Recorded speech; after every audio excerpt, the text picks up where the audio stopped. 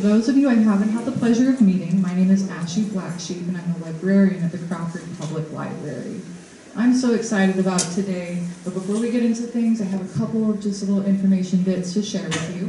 First of all, the bathrooms are going to be in this back corner, or along this back wall, and welcome in, guys, make yourselves comfortable. So the bathrooms are going to be along the back, and then the fire hall, who has graciously allowed us to use this venue, they do have a donation boot and box up front here, as well as the Friends of the Library has a jar out as well. So, otherwise, welcome in, guys. Please make yourselves comfortable. The last thing I want to share is just that the fire station has asked that we don't go through those double doors back there, just because it's still a working space, and if they need to use it, they need to use it quickly, so we'll leave it for them. Otherwise, with all that out of the way, I just wanted to say that I'm so excited about this presentation. When I first started as the librarian, this was coming kind of up off the ground a little bit, and I am very enthusiastic about it becoming a tradition for our area and for the history that we have here. So with that, without further ado, I'm going to hand it right over to the Rosenburg family. Thank you so much. Well, I know most of you. I'm Jean Norman. I have with me today, we're going to share this in a very unique way, my Aunt Evelyn Raven.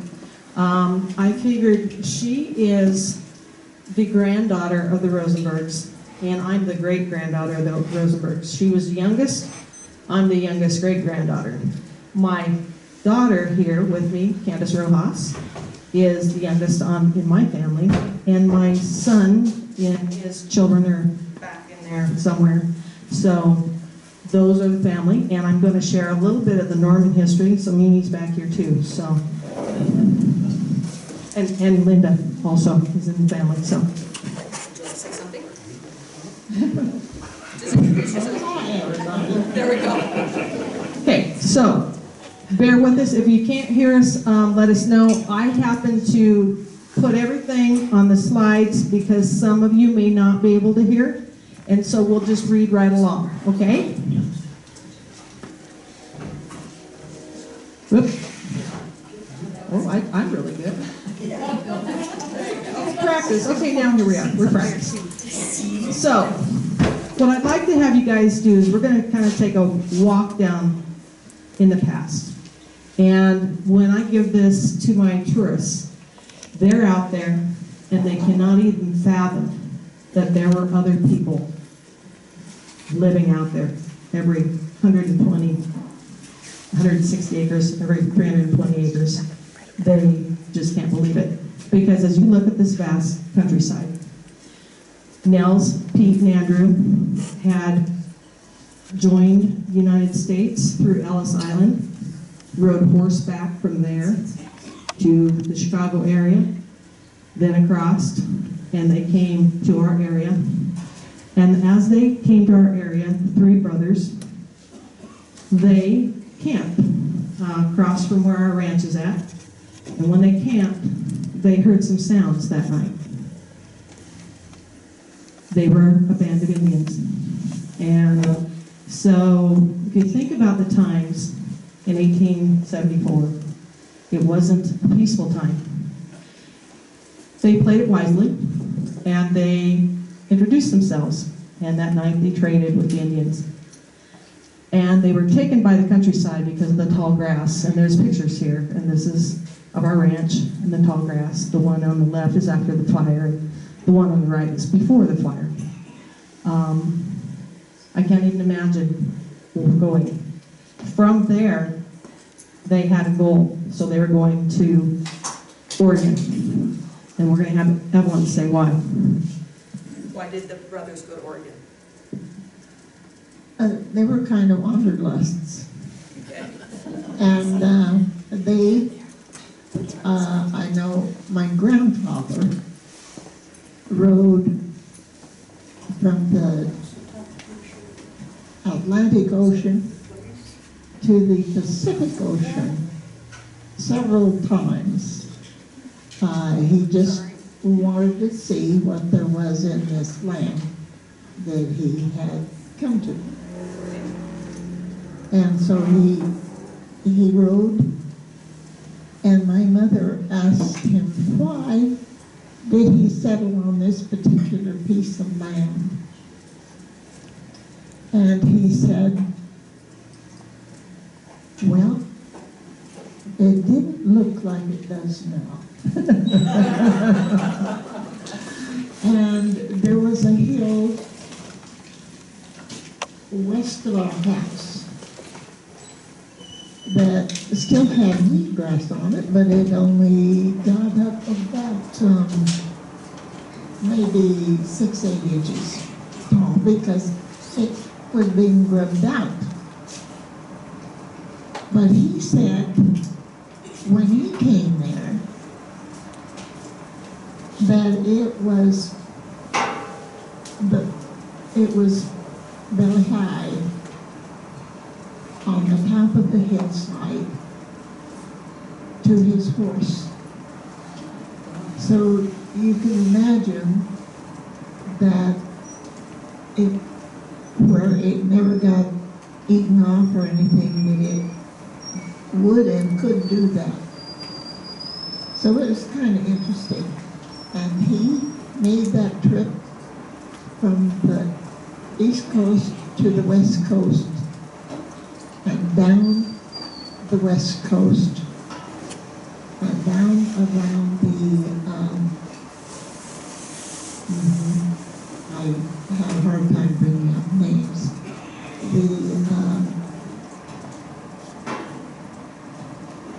Help me out, Jane. Well, they went into Colorado and they went silver mine. Well, yeah, that came later. They went clear down below the United States. Oh, into Mexico. Into Mexico. Yeah, and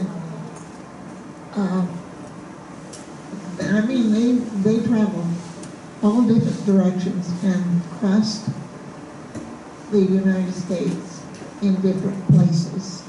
And then they went up and they crossed in Canada, and they went as far as Alaska, and did a lot of traveling around up there too. So it was really interesting to know where they had been and how they went over all of it. But Mom just wanted to know, why did he come back to this one little place? And he said it was because it was so beautiful and there was so much grass, and it showed that with good management you could certainly live there. So Roger, thank you, Evelyn. I'll be adding more to that. Roger just picked on me a little bit ago with that previous picture because he said, how do you make a living out there? And I said, creatively. Okay, so next slide. I put my gist on here for the most part because some of you may not be able to hear us. You can read it. But during this time period I aforementioned, it was a rough time period. And we had chaos in our area. Europeans had encroached upon the Indians' land, and we had people killing out all the wildlife. It was a tough time. And so for those guys that night to make friends with the Native Americans was pretty amazing. Evelyn told me earlier that that night was basically, they traded beads for food. The Indians kind of saved their lives. They fed them and they were hungry. So back to that time period when they came out and they started the homestead.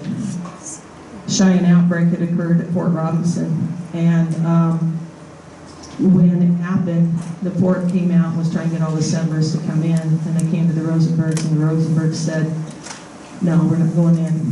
They're our friends. If they come out to get it, we'll leave. They can have it back. That's how we felt because of that night.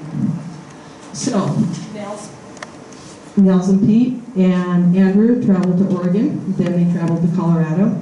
They silver mined there for a while, and then did well enough that they owned the silver mine for a while. They sold it right before it hit pay dirt, They had moved into Kima.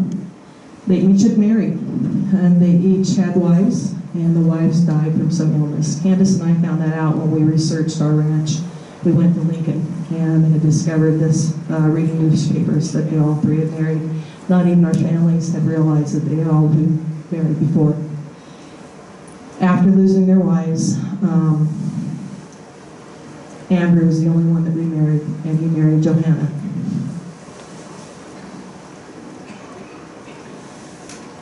Johanna was also from Sweden. And, while there, they had Hilda when they went to Kima. And the three brothers and Andrew's family headed west because they never forgot about that land, and it was starting to open up. They were blacksmiths by trade. And they knew the railroad would come through, and so they could lend their hand to building it, making a side revenue. They got there, and they took out their stakes and staked their claims and hand dug a 120-foot well. Now, if anybody knows anything about Gumbo, you know that is not an easy task, because you're going to dig down. It's hard, it's compacted like cement, and then you're going to get the shale. And they had to chip away at the shale to get that. And the reason for digging a well is there wasn't a whole lot of water out there. There certainly weren't very many rivers. There was a spring here or there, but it was really harsh environment. They knew that there had to be water down there somewhere because the grass was too good. And so they prepared that well right where the train was going to go by, so that they could be part of helping in a variety of ways. They helped build the train, they helped feed the workers, and they helped provide lodging. Their homes were sod houses. No trees, so you're going to have sod houses. That sod house was the original sod house that was up at Toadstool Park. Evelyn and my dad both knew the man that had built that. The little house down here in the bottom was one that they had started with. It sits north of my house, if you know where I live, by Toadstool Park. And part of it was taken down to make mine. There is the area that was burned out. So here's the history as you get into this town. They have come, they're kind of ahead of everybody. They know people are going to come in and help build the railroad. They started a town named Adelia. Now, Adelia was named because it roughly translated means brotherhood. And it was named after the night that they spent with the Indians and the fact that they were brothers that came here and homesteaded. Every 1 to 10 miles had a little town. And between Crawford and Ardmore was the area of Horn, Adelia, and then Ardmore. So they staked all kinds of things to create their little town. And as homesteaders came in with their 160-acre plots, they would stay around these little towns, and that's where it would really, it's kind of like watching the Amish kind of build their little communities. It's not much different than that. It was, Toadstool Park was Highway 71 because it went along the railroad track. It got moved in the 60s. So that area, again, when you drive out there, realize it was populated. Adelia had a store. It had the schoolhouse, which was combined for a variety of reasons. It was a church. It was a social place. Towns, people from all over would come out to their socials. They had dances, they had card parties, they had all kinds of things going on. Rosenburgs were hosts of hosts, and people as far as Lusk and other parts of Wyoming, Wayside, which is roughly the casino on, because Wayside's nearly gone. So people traveled a long ways just to hit those socials. And then one night, somebody left the stove unattended in the schoolhouse, and the town burned down to nothing. So, history would change again. And on the bottom right, you see cars that held livestock. So about where this train ends in this picture is Joker. So to the right would have been Adelia of the train. On the left is the Homestead Ranch. And on the right would have been Adelia. end of this train would have been Joder. And this side crossing, Joder, was where they would load cattle. And the cattle would come for long distances from Wyoming, from Wayside, from South Dakota, even from areas around Crawford. And they would load out there, and on their way, they would stay at the Rosenburgs. So the Rosenburgs continued to feed and house people, even after the town was gone. Soon, the railroad had to take the telegraph, all the things they needed to run a train, which would have been the coal and the water. So they went uphill a little ways, and so to the very top, right above the train, is a little section of Badlands. And the top part of that is called Arella. It's 3 miles northwest of Amelia. Arella became the new town. And the Wasserburgers and the Carnahans were the ones that pretty much ran that town. My great-great-uncle Nels had a little store there. And it had streets.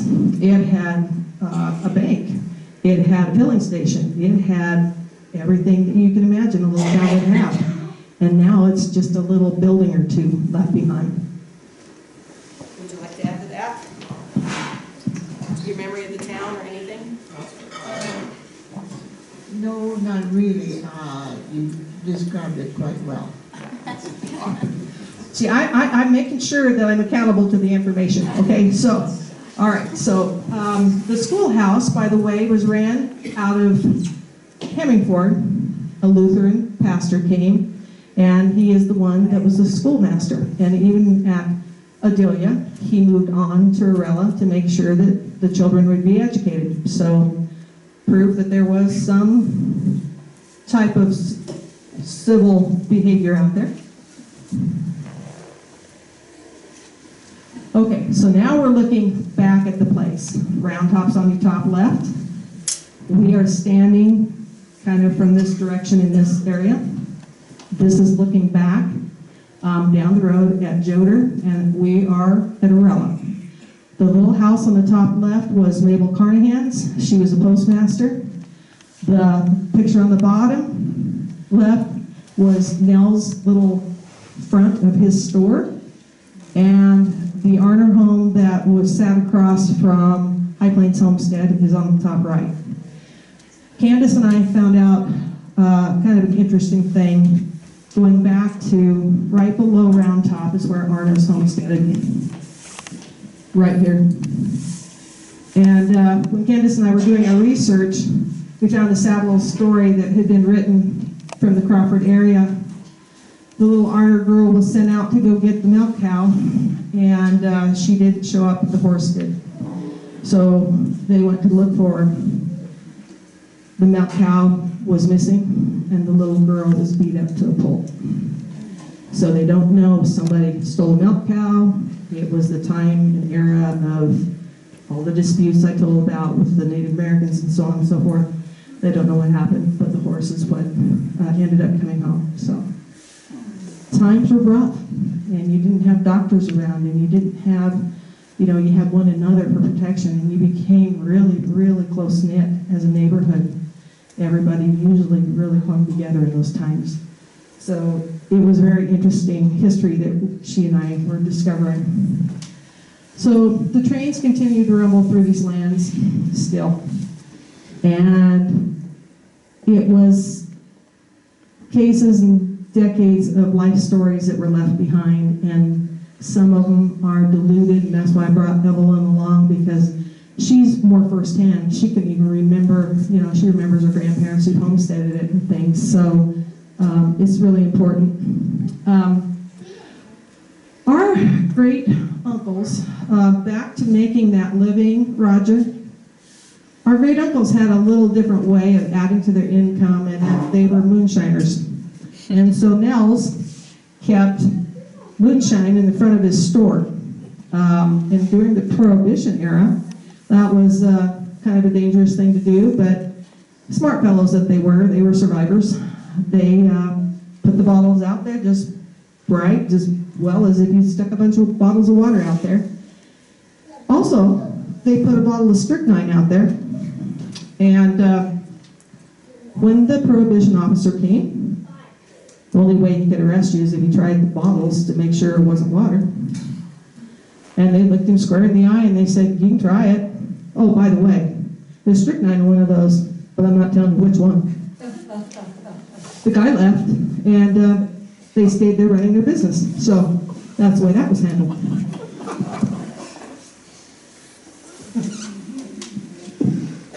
Okay, so Hilda and Ben on the right were born. Ben came to work for Andrew Rosenburg and his brothers, and fell in love with Hilda, and they were married in 1909. And he was from Whitney, and he was a son of Nels and Charlotta Norman.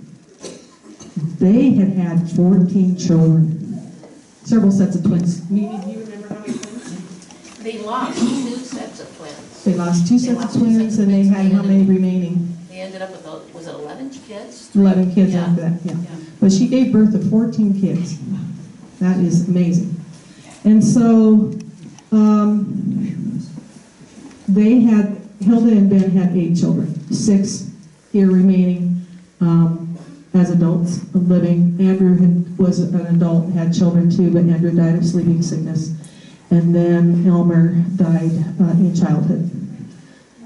So Gilbert is on the left, my dad Bernard, then Earl, the tall guy, my Uncle Don, Thelma, Grandma Hilda, Grandpa Ben, and Evelyn on the right.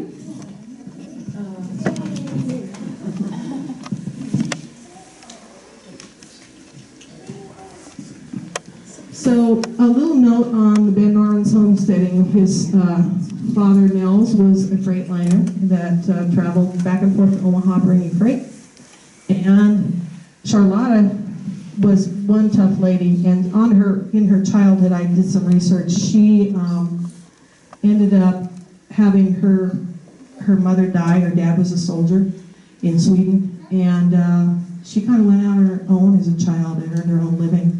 And women didn't get to earn wages. You could earn clothing, and you could earn shoes, and you could earn everything, but you didn't get to earn cash. So she earned her tickets to join her brother in Chicago, where she Nels, and then they came out and they homesteaded at Whitney. He had to be one tough rascal. Think about team of mules and bringing freight between Omaha and Whitney, and how vulnerable you would be. She took care of everything, right down to having her last child, which was Harry. She heard, oh no, Hal. She heard the milk cow mooing, and she bundled up that child and then went out and milked the cow. Okay, so that's tough. Life was really harsh, and another testament to her wisdom and ability. If you'll look in this valley right here, this is right behind Hillsville Park. People that homesteaded came to Adelia to get their supplies, all times of years. And one such time was around this time of year. This lady family came. She and her children, they loaded up their things and they headed back, and there's a pass right here that we're riding on. And a storm hit. Left that kind of snow, but it was whirling and twisting. And that ground is very deceiving back there. So she and her children couldn't move forward. They didn't know where they were in that storm. They unhooked their horses. They tried to make shelter underneath their wagon. After the storm passed, her husband came to look for her, and he found his family all dead underneath the wagon. At the same storm, Charlotta had headed to Crawford to get her supplies. She got to Crawford, she loaded up, she had one child with her, I know this time it was Harry. And she didn't know what to do. She's now in a pocket somewhere in the valley east of Crawford. So she unhooks the horse, and she puts her child on the horse. She puts the buffalo rug on the child, and she spent the night walking around the wagon all night long. so she didn't get disoriented, so she didn't get cold, so she wouldn't fall asleep. And they found her the next morning alive. So it took ingenuity and knowledge to know how to live out there.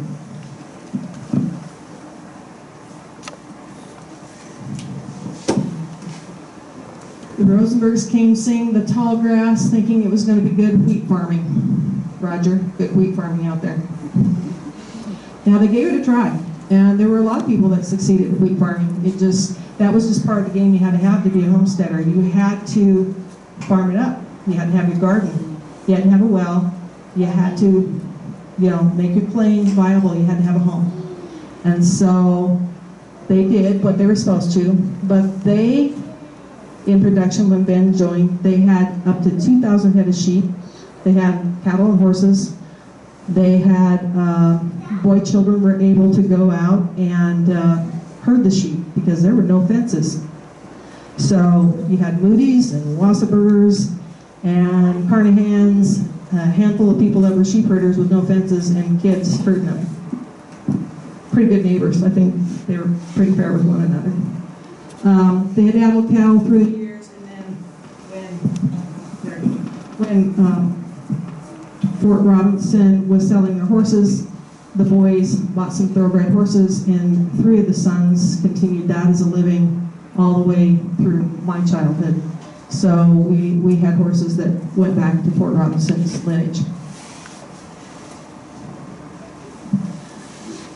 So these sheep herding families sent their kids out. Now here's the thing about that. Everybody was poor. A lot of cactus out there. Children went barefoot. They had a sheep wagon. They were given a few rocks or maybe even a little 22 to shoot some rabbits, and here's a case of beans, and we'll see you in a couple weeks. And this meant that the children could have been anywhere from 5 to 14, 15 years old. So they went out there and they herded sheep out in the vast prairies, and they would get them all settled in, and then they'd find the other kids. Go figure. And they'd go make some fun. And they'd find a pond, because part of building that area was to create ponds. They might go swimming. Well, one bright day, they decided, now I want you to look at Sugarloaf over here. This is a modern picture of Sugarloaf. My dad sent me up there when I was in my teens, and I climbed and I climbed and I climbed, and there, at that time there was probably about this much space to walk on the top of it.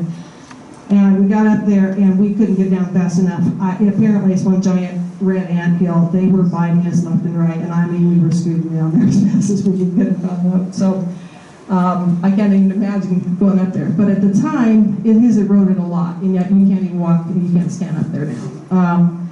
But it probably was about as wide as it is from here to the door over there.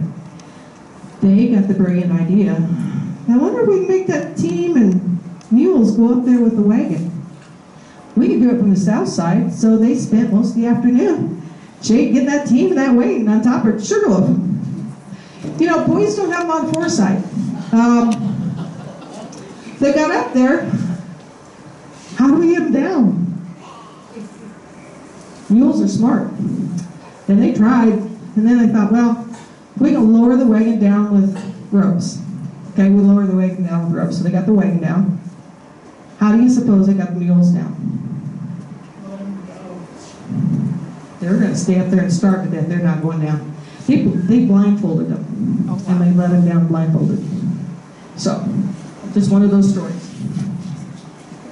Have any more stories, Evelyn, to share there?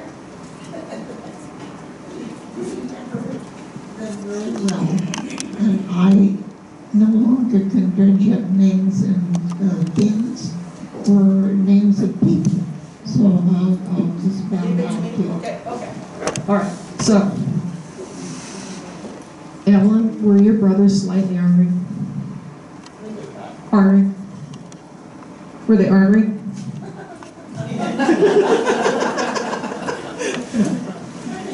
Okay, I think we got the answers. They were ornery. Okay, so back to the ponds. Ponds were an imperative part to settling this place. Not a lot of water out there, and so people terraced from that area, right back in here, all the way down, this was actually originally farmed by Pelrins and Arners, and they terraced everything with mules. They would build dams with mules. And if you think about that, that was a lot of hard labor in that gumbo. So this is one of the ponds. Arners left during the dirty 30s. So, in fact, this was my dad's schoolhouse right here. It looks like the Alamo because I was going to make it into one of my bed and breakfast places, and I sent my sons from college at Christmas Day to go burn the stuff up on the inside so we could put a new roof on it, and they put enough diesel fuel and gas on there, plus a cocktail bomb, and threw it in there, and it blew the sides up. So I didn't make that into the bed and breakfast. But anyway, so some of the people, everybody gardened. You had to figure out how to garden in that. It was just part of the deal. Now, tomatoes grow great.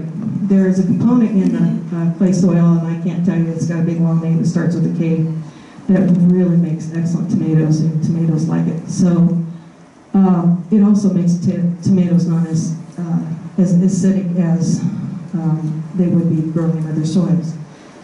They did a lot of canning and dehydrated foods and helping neighbors process animals, and they brought in herbs from their European entrance. They also used plants in the area for medicinals. They learned that from the Native Americans. So there we are.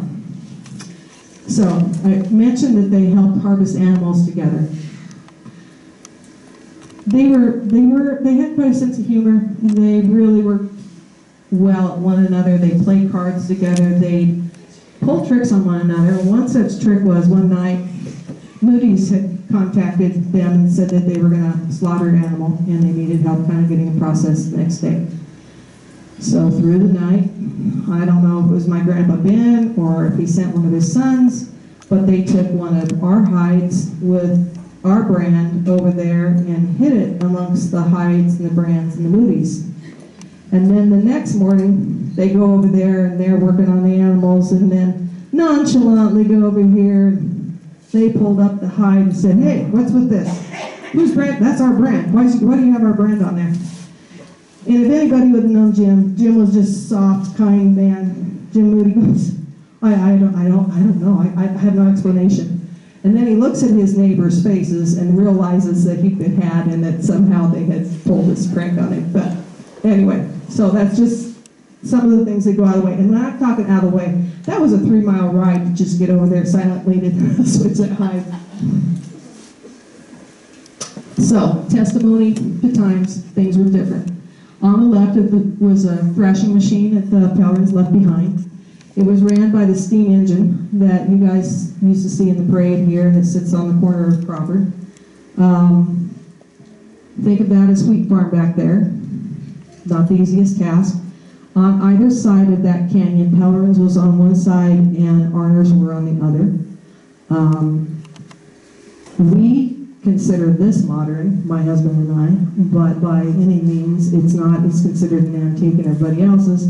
And I wouldn't know how to run a GPS tractor if he took me to school for it, okay? So, there's that. Times were tough, and drought ended up chasing everybody out except for a few. So, in the 1930s, starting in the 1920s, things became pretty impossible. Wells were starting to dry up. The dams were just like now. If I took a picture of that dam that I showed, it would be full of dirt because it's dried up from the drought. It was a tough thing, and people just couldn't continue to go. With the towns changing and becoming fewer and far between, now it was harder to get your supplies. So people started to leave. And when they started to leave, they turned the land back to the government.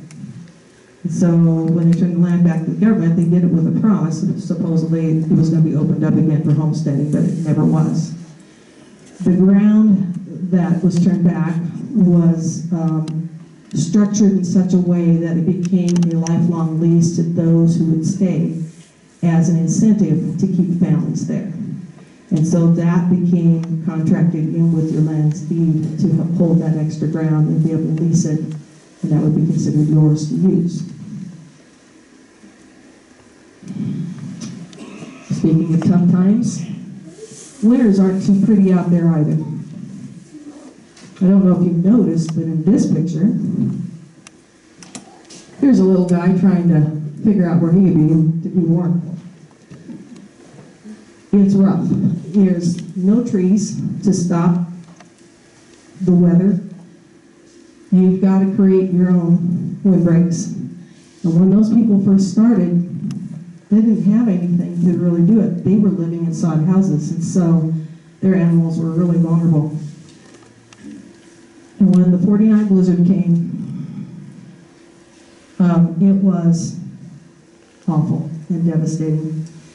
There were 40-some people that stayed in Rosenburg's Norman's house people because the highway came and stayed as travelers and were stuck there. And so they took turns being in that house because it was kind of so crowded. They would dig out the cars and then go back in and warm up, and another set would go out there. And they ended up staying there for a week or so. How many weeks did they stay there, Evelyn? The 49 blizzard. Oh, it was horrendous. I mean, we lost all the sheep. You couldn't see where a draw began and where it ended. There were some big draws along there, but there weren't any there. That was snow all the way across. They had to dig down to the train. Yeah. It was it was a wonder that more people didn't die than they did, because it was a horrendous storm. And not only that, the wind kept blowing, and first it did blow in one direction, then it would blow the other direction. And so everything was leveled out, but that got so hard and so crusty that you could hardly dig through it. So the house, I've got a 2-story house. The snow was at the top of the peak of the house and went across. It covered their water tower. They tried to find the train. They dug down to the train. So that's what was going on out there.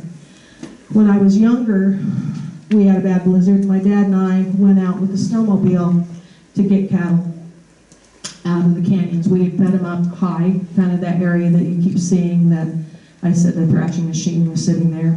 We fed them up high so they could drift into a canyon and have some protection, but that night that blizzard just was ugly.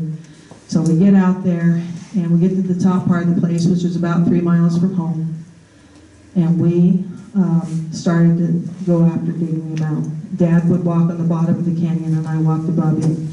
And we were looking for pockets of snow that had yellow snow or air pockets. And we spent all day long. We'd only gone a half mile, but we probably dug out, I suppose, about 50 to 80 cows. Dug for about 30 feet of snow in depth every time we'd see that. And it was exhausting. We got the half mile down the canyon and looked up, and Dad said, "There's another one coming. We got to get back to the snowmobile." So we trudged through that weather and that snow, and it was 3 feet deep, and we got all the way up there, and the snowmobile wouldn't start. So he thought really quickly. He said, "We're going to go across the canyon. We're going to go to the fence. By the time we get there, you're not going to be able to hear me. You're not going to be able to see me. I'm going to hold the fence, and you're going to hold my coat, and you're not going to let go. The fence will take us home. We won't get lost that way." So down we go, and we got to the corner by that schoolhouse that sat there that I showed it to you earlier. Cut across, and then we head across Badlands. Now the problem with Badlands, like Evelyn said, is you can't tell what was ground and what was snow, so you can crawl with belly across that, about a half mile. Got to the top, and we lost our fence. And my dad said, just let me rest. I was about 12 years old. Everything inside my head screamed no. But he was tired and I didn't understand, and I leaned over him. He was leaning against a fence post. And I started looking at this fence post, and something inside me said, look, you know where you're at. You can make it home, look. And so I stared at that fence post, and it was a very interesting fence post, and me being the artsy person I am, I just noticed interesting things. So it kind of was banded like a shop barber's post, and it was a tie. And I remembered I leaned against it often when he would feed hay out of the hay yard, because it sat off by itself when we had abandoned that fence line. I knew exactly where we were, so if I could just reach the fence and find that hay yard fence, then I'd know where home was. Then I found it. And I came back and he wasn't responding. He just was limp. And I was terrified. And I did the unthinkable. I slapped him crazily and got him stirred and got him in, and found out that was his first heart attack they'd had. He died of his third heart attack. So that was my experience in that kind of weather. And that concludes this. The ranch still exists. It still is utilized in similar ways. I host travelers, and they stay and enjoy themselves. This barn sat north of the house that was moved with a team of mules. Evelyn was telling me the other day how she used the barn, so I'll let her tell the story.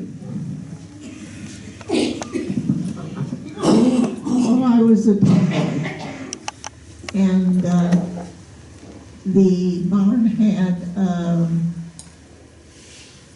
a rope. I can't. It was a pulley system to load hay. Yeah. Okay. And so I get on that and take a run, and I run clear out Through the peak.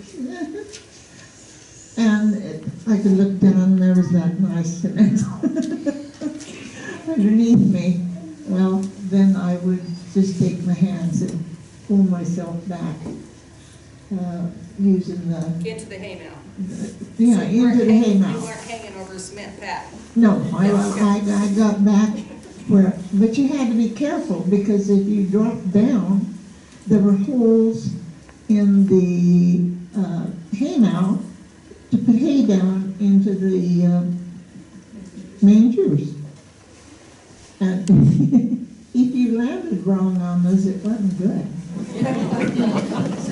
So we had hay stacked in that hay mound. It was alfalfa bales, and my brother and I were up feeding, and of course kids get ornery, and my brother says, careful, and he threw one, and it hit me, and I went down into the manger, and then the hay bale came after. So yeah, that wasn't fun. That hay mound, because you can see this little peak that she's talking about, she flew out past that, held by a rope, and then had to figure out how to get back in, okay? So you're looking at some height there. And Ben and I got the bright idea out of boredom. Wonder if we can't ride our our ponies up the stairs and play in the hay mound with them. And we did. Again, not a lot of foresight. How do you get them back down? Because they don't want to go down. And it was a climb getting up in that. There's probably at least 40 steps that we've gone up there. So we remembered their story. We blindfolded them and took them back down. Okay, that ends my lesson for the day. And anybody have any questions? I really think what you have said and how you explained all of this, I really think was really wonderful. I really wanted to throw stuff at you. I made it very hard. She had plans before she came, but you know, I persuaded her not to, apparently. I did, but I couldn't do it. I was enjoying so very much. So thank you.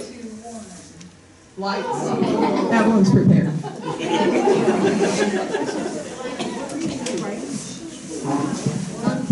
I wanted to say that my folks never had any trouble with the Indians. They would come and stop and knock on the door. They never come in the house, never. And Dad would ask them, do you have any children that are hungry? And they'd say yes, and so he'd go and cut out about a 2-year-old steer and say, feed your children. And it was kind of fun to watch them. They were used to hunting down their prey to eat.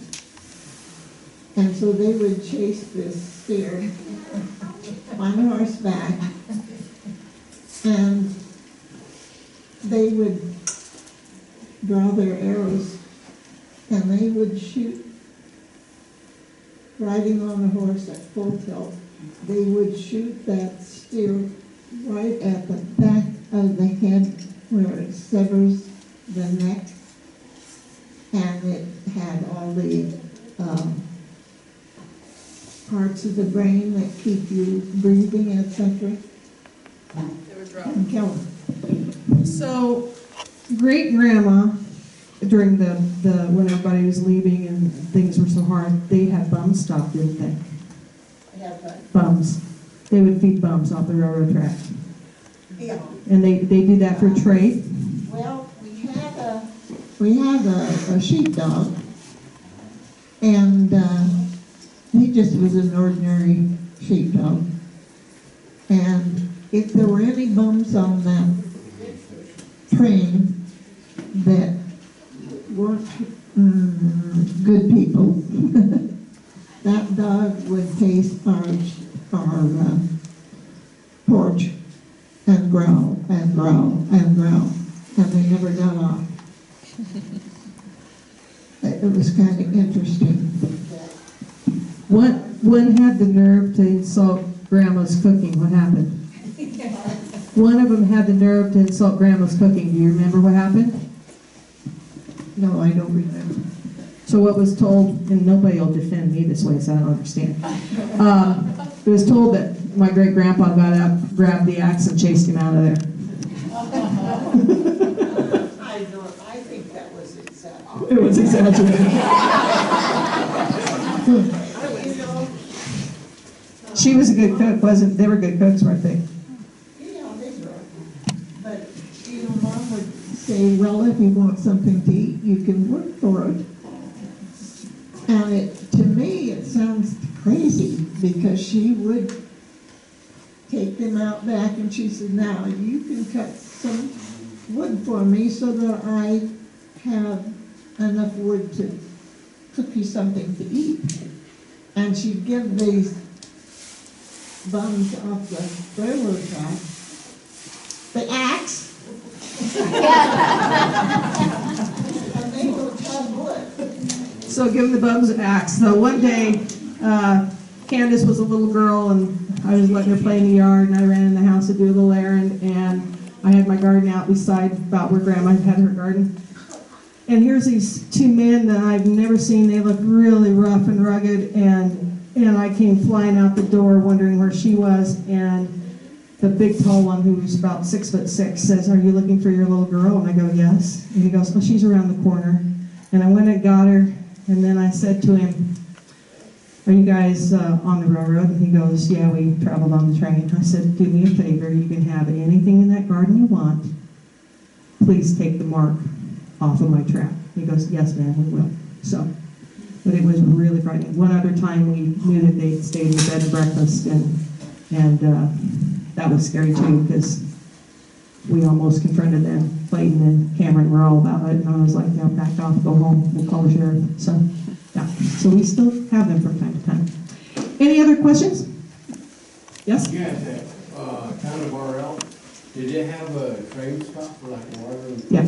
Arella took over the function of Adelia. So Arella did everything Adelia ever did it had where they had water, coal. They also had telegraph. They took over the postmaster job. My great grandpa had been the postmaster, and Carnahan's took over that job.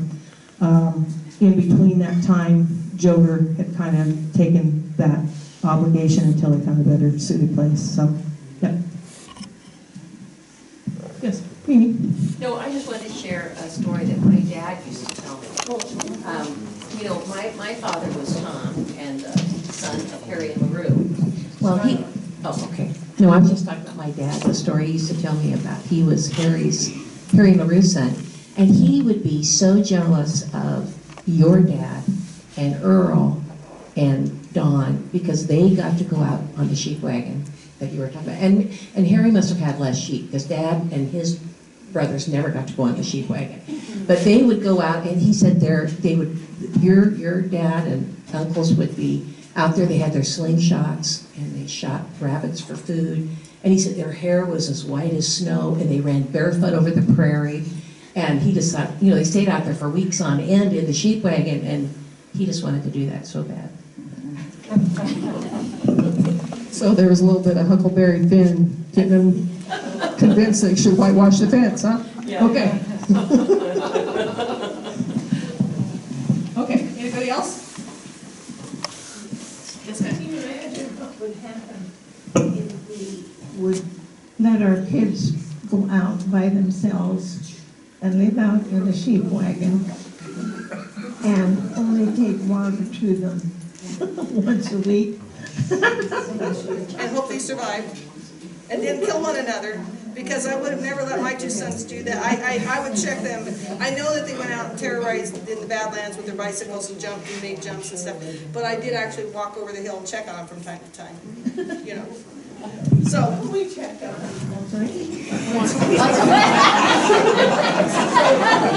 That big embankment that sits behind me, my friend from Omaha came, and we were about 9 years old, and Dad said, they're filming a movie up over that bank. You girls go find that. And so I'll go back to this terrain here if I can hit the slides correctly.